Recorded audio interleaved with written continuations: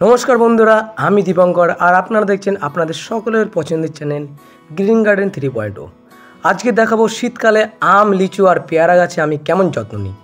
দেখুন, শীতের সময় এই তিনটে গাছ কিন্তু একটু সেন্সিটিভ হয়, কিন্তু ঠিকমতো যত্ন দিলে কিন্তু গাছে নতুন কুড়ি এবং ফুল আসে এবং ফলন অনেক বাড়ে। তাহলে চলুন দেখে নেওয়া যাক গাছগুলোর জন্য কি বিশেষ যত্ন আমি নিই। শীতে আম গাছের বিশেষ যত্ন।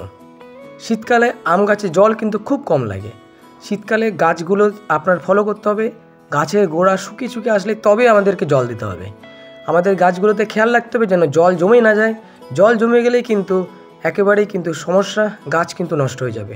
আর কি করতে হবে, এই সময় ভারী সার একেবারেই দেওয়া যাবে না।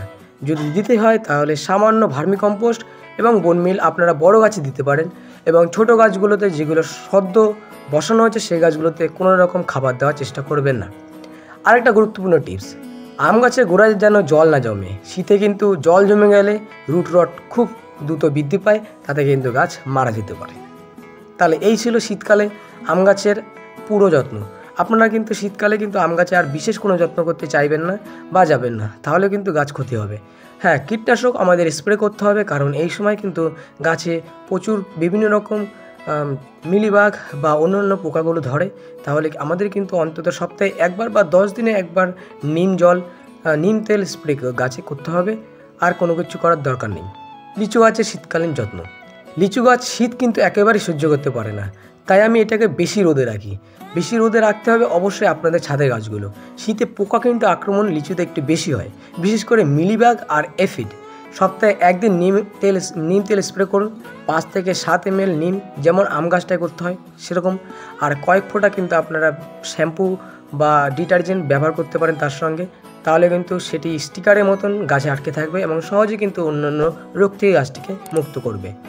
আর কি করতে হবে, যদি আপনারা সেপ্টেম্বর অক্টোবর মাসে সার দিয়ে থাকেন তাহলে এখন অল্প করে দিতে পারেন, আর যদি নভেম্বর মাসে সার দিয়ে থাকেন তাহলে এখন কোনো কিছু দেওয়ার দরকার নেই। আর দিলেও অল্প হালকা করে জৈব সার, কোনো রকম রাসায়নিক সার দেওয়া যাবে না। পেয়ারা গাছের শীতকালের যত্ন।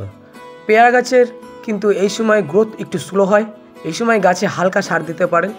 গোবর সার প্লাস সর্ষের খোল মিশিয়ে 15 দিনে একবার দিতে পারেন।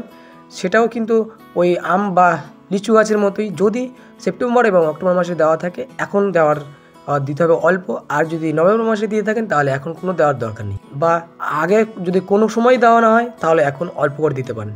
আর কি হয়, পেয়ারা গাছে কিন্তু এই সময় পাতার নিচে ফাঙ্গাস তৈরি হয়, বিভিন্ন রকম ছত্রাক কিন্তু গাছে বাসা বাঁধে। তাই আপনারা ঘরোয়াভাবে যদি প্রয়োগ করতে চান, বেকিং সোডা মিক্স তৈরি করতে পারেন।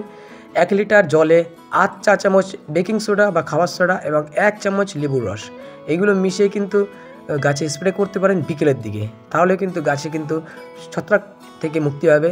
এছাড়া আপনারা বিভিন্ন রকম রাসায়নিক ছত্রাকনাশক রয়েছে, সেগুলো কিন্তু স্প্রে করতে পারেন। সেগুলো না ব্যবহার করাই ভালো, বাড়ির গাছে সেগুলো না ব্যবহার করাই সবথেকে ভালো। দেখুন, এই ছিল আজকে আমার 3টে গাছের শীতের সেরা কেয়ার। কম জল, হালকা সার এবং সকালের রোদ। শীতে গাছগুলোকে ঝড় বা কুয়াশা থেকে একটু বাঁচিয়ে রাখলে নতুন কুড়ি এবং অনেক সুন্দর ফুল আসে। বন্ধুরা, এই ছিল আমার শীতকালীন আম, লিচু আর পেয়ারা গাছের যত্ন। ভিডিওটি ভালো লাগলে অবশ্যই লাইক করুন আর চ্যানেলটি সাবস্ক্রাইব করে সঙ্গে থাকুন।